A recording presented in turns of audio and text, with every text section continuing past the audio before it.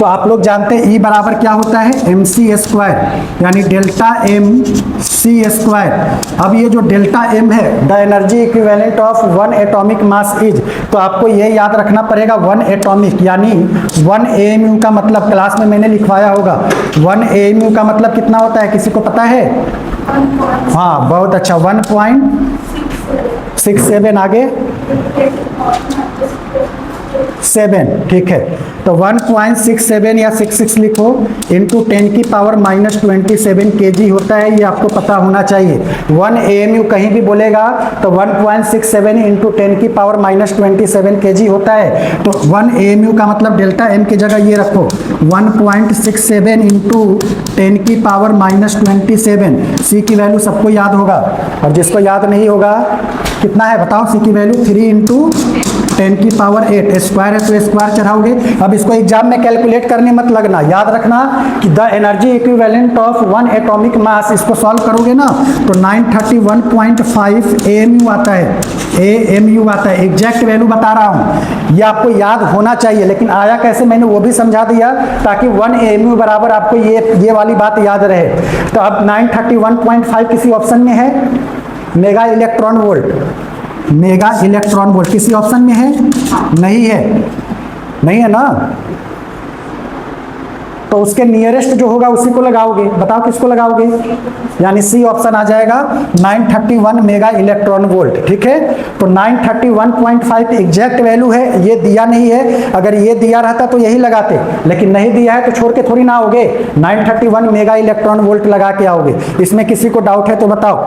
ये आपको रट्टा मार लेना है कि 1 AMU बराबर इतना मेगा इलेक्ट्रॉन वोल्ट एनर्जी होता है।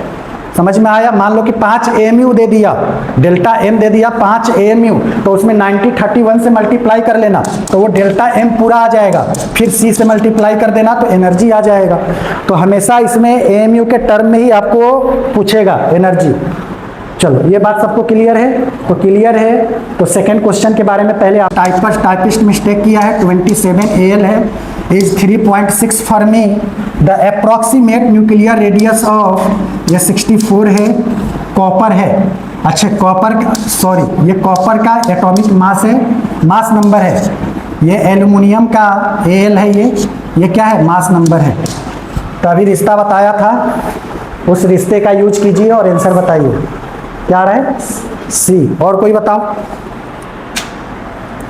और कोई बताओ, R बराबर क्या बताया था, R बराबर a की पावर 1/3, देखो अभी बताया होगा, यानी रेडियस जो होता है मास नंबर की पावर 1/3 होता है। अब पढ़ोगे तो सब चीज दिया होगा, पढ़ो। If the nuclear radius of aluminium is 3.6, यानी ये दे दिया है 3.6, इसका मास नंबर कितना है 27, तो 27 की पावर 1/3 हो जाएगा। आगे बोला है for the approximate nuclear radius of copper, दोनों का रेशियो ले लो। कॉपर का रेडियस मेरे को नहीं पता, तो मान लो कि R निकालना है, और उसका मास नंबर तो पता है ना कितना है, 64 की पावर कितना करोगे 1/3, बस निकाल लो यहाँ से। तो ये हो जाएगा 3.6 अपॉन में R बराबर 27 का क्यूब कितना होता है पता होना चाहिए। 27 का क्यूब का मतलब 3 की पावर 3, यानी 27 का 1/3 ही 3 होता है, और 64 का 1/3 कितना होगा 4। 64 का 1/3 यानी 64 को 4 की पावर 3 लिख सकते हैं, और इसकी पावर 1/3 है, 3 से 3 काट देंगे, यानी ये कितना आ गया 4। तो अब रेडियस जो पूछा था वो निकाल लो, तो निकाल ऐसे ही की थी आप, 3 1 जा 3, 3 2 जा 6, यानी R बराबर कितना हो गया 12 चौक 48, 4.8। इस कॉन्सेप्ट से नीट में 2-3 बार क्वेश्चन पूछा है, क्या पता इस बार पूछ ले, तो रेडियस कितना आ जाएगा 4.8। मान लो कि आप लोग मेरे स्टूडेंट हो, तो आप लोगों के लिए सोचना पड़ता है कुछ, क्योंकि कैलकुलेशन में आप लोग थोड़ा सा कच्चे हो, तो थोड़ा सा दिमाग का यूज कर लेना। देखो कितना जल्दी आंसर बताओगे, कुछ कैलकुलेशन करने की जरूरत नहीं है। सब लोग ध्यान देखो, कैसे बताओगे बताओ, कैसे, रीजन लो, यस आप पकड़ ली, जो मैं बताना चाहता था वो आप समझ गए। देखो इसका मास नंबर है 27, सुनना ध्यान से, अरे तुम लोगों के लिए बता रहा हूँ, सुन रहे, आप लोग भी मेरे स्टूडेंट हो ना, भले तुम लोग नहीं पढ़ते लेकिन बता रहा हूँ सुन लो, कम से कम आएगा तो करके आओगे ना। मास नंबर है 27, तो इसका रेडियस कितना है 3.6, मास नंबर है 27, तो इसका रेडियस कितना है 3.6। मास नंबर को बढ़ा रहे हो तो मास नंबर को बढ़ाओगे तो डायरेक्टली रिलेशन है ना, मास नंबर को बढ़ाओगे तो रेडियस क्या होगा, बढ़ेगा। ये दिमाग में सबके घुस गया कि बढ़ेगा, तो बढ़ेगा तो 3.6 से ज़्यादा ही होगा। अरे 3.6 से ज़्यादा होगा ना, तो सबको काटो, ये भी कम दिया है, ये भी कम दिया है, ये भी कम दिया है। क्या कैलकुलेशन करने की ज़रूरत पड़ी, नहीं पड़ी। तो अगर कैलकुलेशन वीक है तो कंसेप्ट लगा के मारो आंसर। तो ऐसे मारने से ना पेपर में भी सही करके आओगे, अगर ऐसे ही डायरेक्ट तुक्का मारोगे तो गलत होगा ही। तो कुछ समझ के आंसर मारना होता है। सबको समझ में आ गया कि मास नंबर बढ़ाएंगे रेडियस बढ़ेगा। 3.6 दिया था, यानी 3.6 से तो ज़्यादा ही होगा, तो ज़्यादा होगा तो सब कम ही दिया था। देखो एक ही ऑप्शन था, बराबर भी नहीं होगा क्योंकि मास नंबर बढ़ाएंगे तो बढ़ेगा, तो एक ही ऑप्शन था कि जो ज़्यादा दिया था, तो ज़्यादा दिया था, इसके अकॉर्डिंग मेरा ये आंसर आ गया। समझी इशरत, समझ गई, कोई दिक्कत नहीं। तो क्वेश्चन नंबर 3 का आंसर बताइएगा। अब मैं ये जिससे पूछूंगा वही बताएगा। ए पार्टिकल नहीं है, अल्फा पार्टिकल है, टाइपिंग मिस्टेक है। तो अल्फा पार्टिकल कैसे बनेगा बताओ, सबके दिमाग में आ गया। अभी देखो जब मैंने बीटा अल्फा डीके करवाया था तो अल्फा पे मैंने यहाँ क्या लिखा था 2 और यहाँ क्या लिखा था 4। तो ये 2 क्या बताता है, एटॉमिक नंबर को, और ये 4 किसको बताता है, मास नंबर को। कोई बताओ ऑप्शन, बॉयज में से कोई बताओ, कासिफ बता। अरे ABCD में से 4 चीज बोलना है, ABCD, BC यानी B कोई एक बोलना। अरे गलत भी बोलेगा तो कोई दिक्कत नहीं है, बता कौन सा लगाओ, दिल्ली, ठीक है। दिल्ली वाले कोई हो, तुम्हारा साथ, तुम भी हो दिल्ली वाले, हाँ ठीक। वाह हम्माद, ये हुई ना बात। बच्चे इतने कम क्यों हो रहे हैं, वो अभी से ही सीरियस हो गए क्या। और कोई बताओ, आप लोग बताओ, गर्ल्स में से कोई बताओ। आखिरी तक क्लास लोगे तो क्लास में आके ज़्यादा पढ़ोगे। अगर पढ़ाकू हो तो घर, यहाँ नहीं पढ़ रहे हो तो घर पे क्या पढ़ोगे, इसलिए क्लास रेगुलर आना जरूरी है, ठीक है। चलो देखो यहाँ बोला है, आपको ये नहीं बोला है कि प्रोटॉन नंबर 2 खोजो, कहाँ दिया है, यहाँ बोला है 2 प्रोटॉन ओनली। इसमें तो न्यूट्रॉन भी है और मास नंबर भी है, तो ये तो होगा नहीं। 2 प्रोटॉन यहाँ दिया है, इलेक्ट्रॉन वाला तो ऐसे ही नहीं होगा। अच्छा हाँ चलो, जितना प्रोटॉन है उतना ही इलेक्ट्रॉन होगा, ठीक है। 2 इलेक्ट्रॉन एंड 2 प्रोटॉन बोला है, 2 इलेक्ट्रॉन एंड 2 प्रोटॉन। लेकिन सुटेबल आंसर पे जाओ, आपने जो बोला है वो भी आंसर है। 2 इलेक्ट्रॉन और 2 प्रोटॉन भी आपका सही है, ओनली बोला है। लेकिन इसमें से अगर न्यूट्रॉन निकालोगे तो न्यूट्रॉन कैसे निकालते हैं, A माइनस जेड करते हैं। तो A कितना दिया है 4 माइनस जेड 2, तो 2 न्यूट्रॉन नंबर भी है ना इसमें, तो 2 प्रोटॉन्स एंड 2 न्यूट्रॉन ओनली वाला सबसे परफेक्ट आंसर है। समझ में आया, अरे बोलो कि हाँ, ठीक है। सबको समझ में आ गया। ये भी नीट का ही क्वेश्चन है, नीट 2019 का क्वेश्चन है। कहाँ से टफ है ये चैप्टर, 2025 के पेपर को मैं निकाल दूँ तो उसके बाद नीट का कोई औकात नहीं है आप लोगों के सामने, अगर आप लोग सही से पढ़ते हो तब। नहीं सही से पढ़ोगे तो इजी क्वेश्चन भी हार्ड लगेगा। तो अल्फा पार्टिकल का काम खत्म। ये वाला क्वेश्चन बहुत ही प्यारा क्वेश्चन है, पढ़ो एक बार। जिसने बता दिया समझेंगे, वो क्लास में सिर्फ एक ही एक्टिव रहती है पढ़ने में, और बिल्कुल सही आंसर बताई है, B is the right answer. मैंने अभी समझाते हुए बताया था कि डेंसिटी पूछा होगा ना, डेंसिटी मास नंबर पे डिपेंड ही नहीं करता है, यानी हर एक न्यूक्लियस का डेंसिटी क्या होता है, सेम होता है। तो कुछ भी दे, रेशियो कुछ भी दे, न्यूक्लियर है, मास नंबर का रेशियो कुछ भी दे, डेंसिटी तो बराबर होता है। तो डेंसिटी का रेशियो क्या हो जाएगा, 1:1। ये भी नीट का ही क्वेश्चन है, नीट 2008। तो जो भी 15 क्वेश्चन में सेलेक्ट करके आपको DPP दिया था ना, वो आज ही मेहनत करवाने के लिए दिया था, क्योंकि मैं जानता था कि आप लोग कितना करते हो। तो अभी मेहनत करवा रहा हूं। तो अगर आपको नीट में अच्छा करना है तो कुछ मत करो, जितना DPP मैंने सॉल्व करवाया उसको जाकर एक बार कर लो। मैं तो शुरू से ही बोलते आ रहा था कि क्लास का नोट्स और मेरा DPP कर लो, उसी से फिजिक्स का काम हो जाएगा। तो अभी से भी अगर DPP को मेहनत करके 2 घंटा फिजिक्स पे देते हो तो फिजिक्स में अच्छा कर सकते हो। सिर्फ क्या करो, DPP का सॉल्यूशन निकालो। अगर मेरा सॉल्यूशन समझ में आ रहा है तो मेरे सॉल्यूशन से समझो, नहीं आ रहा है नेट का यूज करो, गूगल का यूज करो, आखिरी टाइम पे जो लगाना है लगाओ, लेकिन मेरा DPP करके जाना। हो सकता है कि इसी में से सारे क्वेश्चन आपके फंस जाए, क्योंकि मैं पूरा रिसर्च करके DPP दिया था आप लोगों को। अगर अभी से भी मेहनत करना है तो करो, 1:1 हो जाएगा, क्योंकि देखो हर एक कॉन्सेप्ट को इसमें लाया होगा तो 3.6 से ज़्यादा होगा, तो देखो ये भी ज़्यादा दे दिया, ये भी ज़्यादा दे दिया, ये भी ज़्यादा दे दिया और ये भी ज़्यादा दे दिया, यानी उस कॉन्सेप्ट से तो अब आंसर बताओगे नहीं, तब आपको पेन चलाना पड़ेगा। बताइए कौन सा ऑप्शन है? बहुत अच्छा लिया, वेरी गुड। चलो डी आंसर सही है। तो फिर से वही फॉर्मूला लगाओ, R1 अपॉन में R2 बराबर A1 अपॉन में A2 की होल पावर 1/3, बस रख दो जो जो दिया है। R1 यानी इसका R1 कितना है? 3.6 अपॉन में R2 बराबर A1 कितना है? 27।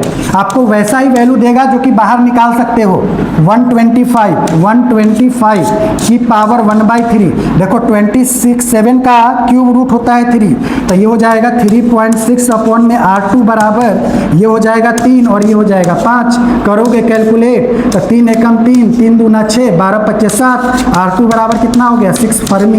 कितना मजेदार क्वेश्चन था, और यही एरिया है उसका पूछने का, यही एरिया है। और क्या पूछेगा वो, और वो क्या पूछेगा? किसी को डाउट है तो बताइएगा। किसी को किसी प्रकार का कोई समस्या है तो बताइए। सबको समझ में आ रहा है? ठीक है, किसी को कोई डाउट नहीं है तो क्वेश्चन नंबर 5 हो गया। टोटल 15 क्वेश्चन है, तो थोड़ा स्पीड भी मेंटेन करते हुए चलते हैं। क्वेश्चन नंबर 6 के बारे में सोचिए और सोच लोगे। The radius of germanium nuclei is measure be twice. Conceptual question है, सोच के बता दोगे। देखो radius of germanium nuclide is twice, यानी अगर मैं जर्मेनियम की बात करूं, R जर्मेनियम अपॉन में ट्वाइस किसका है? समझो ट्वाइस किसका है? रेडियस ऑफ बेरिलियम के। देखो कितना जल्दी आंसर आएगा। तो आप जानते हो कि रेडियस ऑफ जर्मेनियम अपॉन में रेडियस ऑफ बेरिलियम बराबर क्या होता है? बताओ। अगर मास नंबर लूँ तो A जर्मेनियम का अपॉन में A किसका? बताओ A किसका? बेरिलियम का, और इसका पावर कितना होगा? 1/3। अब थोड़ा सा दिमाग लगाओ तो, अगर मैं 2 टाइम्स करना चाहता हूँ इसको, तो A और मतलब जर्मेनियम और ये क्या है? जर्मेनियम और बेरियम का रेशियो कितना आना चाहिए? बोलो ना, इस दोनों का रेशियो कितना आना चाहिए? पूरा सिंप्लीफाई करके 1 कैसे आएगा? 2 आना चाहिए, तभी तो। अगर ये पूरा 2 आ गया तभी तो ये जाके क्रॉस मल्टीप्लाई होके 2 आ जाएगा। अब सिर्फ आपको ये सोचना है कि इस पूरे को सॉल्व करके 2 कैसे आएगा, तो ऑप्शन का सहारा लेंगे। देखो मास नंबर इसका कितना दिया है? कहाँ गया? इसका मास नंबर नहीं दिया है। अच्छी बात है, वही पूछ रहा है आपसे कि जर्मेनियम का मास नंबर कितना होगा। तो पहला ऑप्शन उठाओ, कितना है? 72। तो अगर मैं इसको 72 यहाँ रखता हूँ, प्यारा क्वेश्चन है समझना, 72 यहाँ रखता हूँ और इसका तो मास नंबर दे रखा है, कितना दिया है?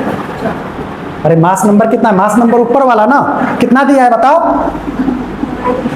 अरे मास नंबर पूछ रहा हूँ और कुछ नहीं पूछ रहा हूँ। 9 बोलो, 9। और इसका पावर कितना है? 1/3।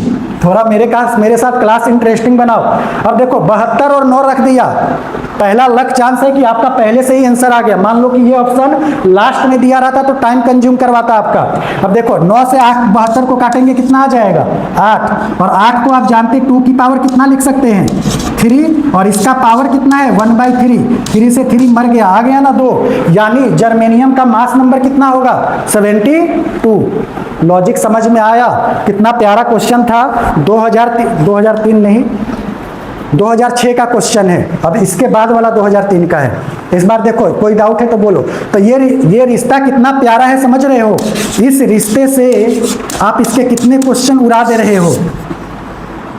तो ये रिश्ता क्या कहलाता है, याद रखिएगा। न्यूक्लियस में सबसे ज़्यादा इसी से क्वेश्चन पूछा है प्रीवियस ईयर में।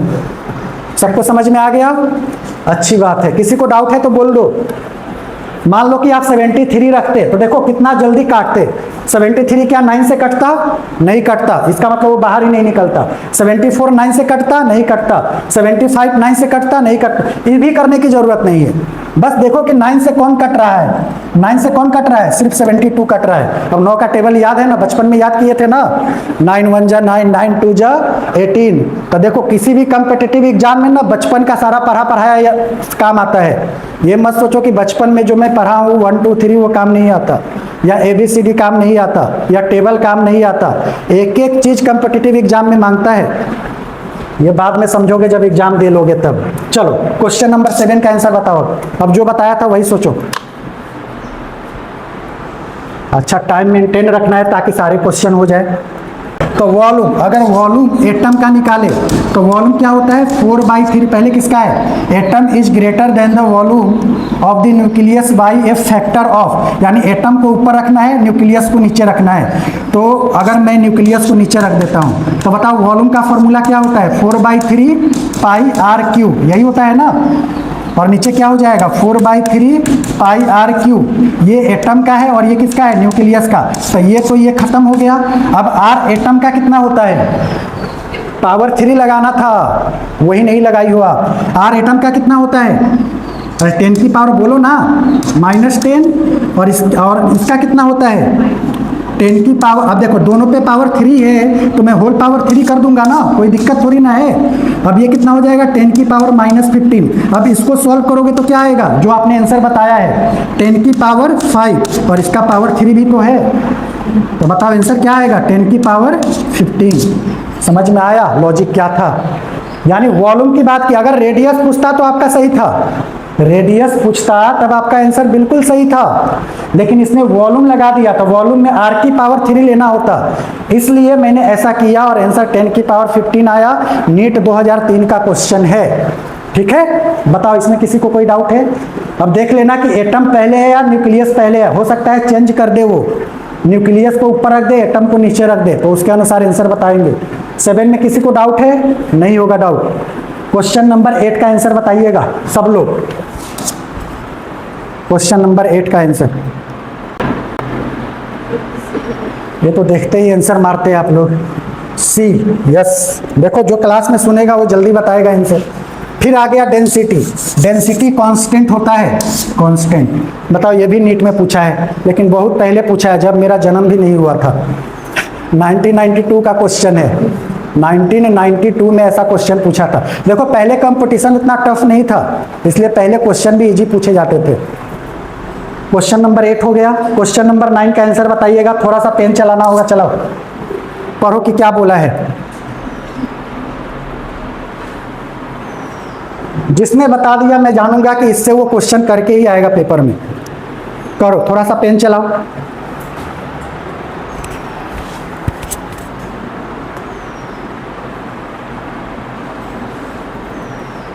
अच्छा ये बता दूं कि ये एल्यूमिनियम है, उसने गलती किया है, रुक जाओ इसको सही कर देने दो।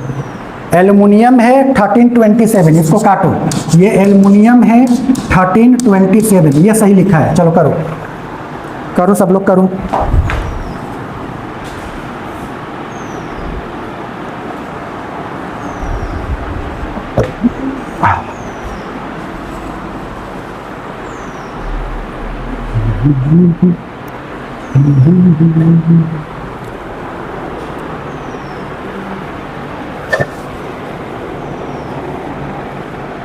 अदनान ठीक है, क्यों नहीं आ रहा है अदनान, तबीयत खराब है क्या? अच्छा वो उसका दोस्त है। अदनान क्यों नहीं आ रहा है, घर चला गया, तबीयत खराब है। कहो कि नीट के एग्जाम तक थोड़ा हेल्थ बना के रखे। और तुम्हारा दोस्त एक और जो, वो कहाँ है, उसका भी तबीयत खराब है, वो घर गया हुआ है, सो रहा था। कहो कि सीधे 3 तारीख को उठेगा, है ना, पेपर के दिन। कोई बताएगा आंसर? ए। और कोई बताओ। रोजमिन कर रही हो कि बायोलॉजी पढ़ रही हो? बायोलॉजी पढ़ रही हो, ये आंसर कर रही हो? अभी तक नहीं आया? बहुत अच्छे स्कोर आए हैं आपके फिजिक्स में। ऐसे ही मेहनत करो, ठीक है। चलो, बुसरा ने बिल्कुल आंसर सही बताया है, 6:10 आएगा, लेकिन आएगा कैसे वो समझो। क्वेश्चन करने के बाद भी क्वेश्चन में ट्विस्ट था। देखो, the ratio of the radii, फिर वही रिश्ता है। रिश्ता क्या है? आर, पहले एल्युमिनियम है तो R1 ले लेता हूं मैं, R1 अपॉन में R2 बराबर A1 अपॉन में A2। अब डायरेक्ट में इसका पावर 1/3 करूंगा। तो द रेशियो ऑफ रेडियाई, यानी आपको R1/R2 का रेशियो ही बताना था। A1 इसका कितना है सब लोग बताओ? 27। कितना है? 27। और इसका A2 कितना? इसका कितना है? 125। तो इसका पावर 1/3। मैंने बोला ना कि वो आपको क्वेश्चन भी वैसा ही देगा जिसको इसको आप बाहर निकाल पाओ। तो 27 का बाहर निकलेगा तो क्या आएगा बताओ? 27 कितना आएगा? 3 आएगा। गुड। और ये कितना आएगा? 5। तो ऑप्शन देखो तो कहीं 3:5 है, तब वही ट्विस्ट दिया था। बच्चे सोच रहे होंगे 3:5 तो कहीं है ही नहीं, लग ही नहीं रहा है कौन सा ऑप्शन होगा। अब बताओ क्या दिमाग लगाई थी? दूसरा 2 से मल्टीप्लाई कर दी होगी। Very good. ऊपर नीचे हम मर्जी है, कितने से भी मल्टीप्लाई करो। 6/10। अगर ये लॉजिक लगा के मारी हो तो बिल्कुल सही डायरेक्शन में सोची हो। ठीक है, तो रेशियो निकाल लो, फिर भी ऑप्शन नहीं रहे तो थोड़ा सा दिमाग लगाओ कि वो आएगा कैसे। तो ऊपर से नहीं, ऊपर नीचे मैंने 2 से मल्टीप्लाई कर दिया और आंसर आ गया। ठीक है, किसी को कोई डाउट है? कितना आसान क्वेश्चन था। R1 R2 का रेशियो पूछा था, दोनों का मास नंबर दिया था A1/A2 की पावर 1/3। मैं बार बार बोल रहा हूं वैसा ही नंबर देगा जिसका क्यूब रूट निकाल पाओ आप। ठीक है, क्वेश्चन नंबर 9 के बाद क्वेश्चन नंबर 10 कीजिएगा।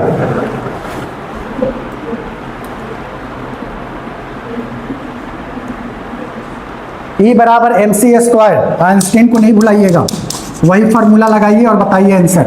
द एनर्जी इक्विवेलेंट ऑफ 0.5 ग्राम। ग्राम को क्या बना दोगे?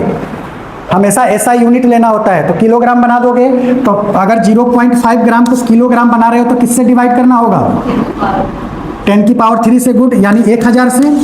अब इस पॉइंट को भी मैं उड़ा के एक जीरो और लगा दूं, कोई दिक्कत नहीं। और C की वैल्यू तो बचपन से ही जानते हैं, क्या होता? 3 × 10⁸। इसको 2 बार लिख लो। चलो अब कैलकुलेट करो अप्रॉक्स में क्या आ रहा है, क्योंकि आंसर जूल में बोला है, जूल में बोला है, तो इसी से आंसर आ जाएगा। करो, कौन सा आ रहा है? Yes, Bombay is the right answer. अब कैलकुलेशन है, ये मेरे से मत करवाओ। काट, देखो काटो, काटो क्या? देखो 5 जीरो है तो 4 जीरो है, तो 4 जीरो को यहाँ उतारोगे तो ये तो 4 आ गया। तो 8 4 12 ऐसे ही दिखाई दे रहा है। तो देखो 5 तिहाई 15 तिया 45, तो 45 गुने 10⁻12 हो गया। और देखो पावर सब में पावर 13 है, तो आप जानते हैं कि एक पॉइंट लगाएंगे तो इसको मल्टीप्लाई करना पड़ेगा। तो 4.5 × 10⁻13। थोड़ा सा सिंपल कैलकुलेशन, इतना तो आपको आता ही होगा। तो क्वेश्चन नंबर 10 हो गया। मैं 10 बजे तक सारे क्वेश्चन करवा दूंगा। इसमें किसी को डाउट है? होना भी नहीं चाहिए, आसान था। E बराबर mc² लगाना था, ग्राम को किलोग्राम बनाया, C की वैल्यू रख दिया। इतना कैलकुलेशन आपको आता है, मैं मान के चलता हूं आंसर आ गया। क्वेश्चन नंबर 11 बिल्कुल कंसेप्चुअल क्वेश्चन है, पढ़ो।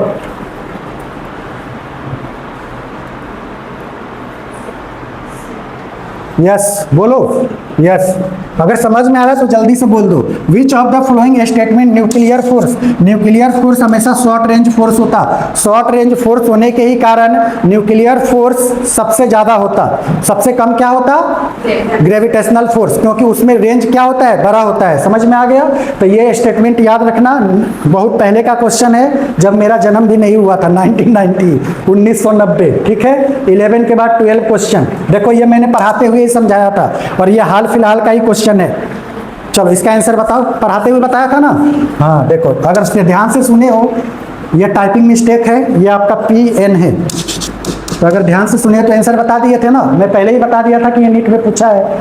तो क्वेश्चन नंबर 12 हो गया। क्वेश्चन नंबर 13 की बारी है, देख लेता हूँ, करो। कोई टाइपिंग मिस्टेक नहीं है, बताओ इसका answer.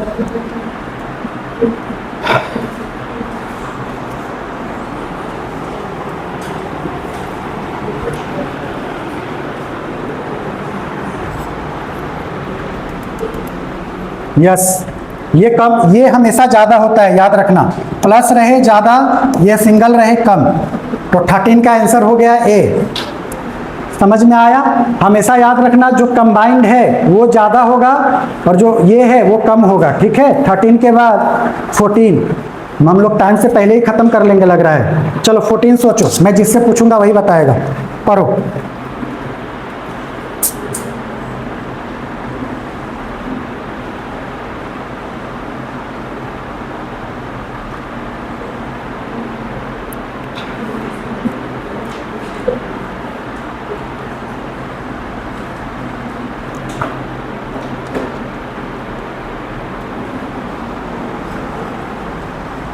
How does the binding energy per nucleons vary with the increase in the number of nucleons?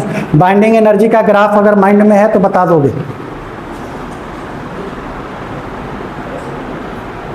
आपको ग्राफ याद है? देखो ग्राफ कुछ ऐसे था ना, ऐसे ऐसे करके ऐसे जा रहा था। अब बताओ। यस, जब भी ग्राफ टूटा फूटा रहे ना तो एक बार बढ़ेगा कम होगा, बढ़ेगा कम होगा। कंटिन्यूअसली वाले शब्दों को तो पहले ही हटा देना। डिक्रीज कंटिन्यूअसली हटा देना। First decrease and then increase. देखो फर्स्ट पहले क्या किया था? इंक्रीज, फिर कम हुआ था, समझ में आया? फिर इंक्रीज, तो सी जी भी नहीं होगा। समझ में आ गया? चलो, तो क्वेश्चन नंबर 14 के बाद ये लास्ट क्वेश्चन है। सोचो, हम लोगों ने टाइम से पहले खत्म कर लिया, अब जो टाइम बचा है उसमें क्या किया जाएगा?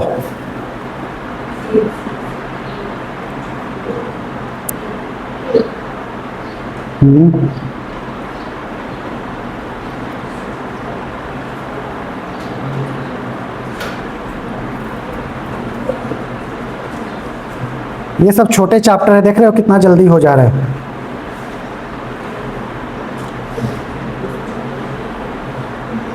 चलो एक क्वेश्चन मैं अपनी तरफ से करवा दूंगा, इसका आंसर कोई बताओ।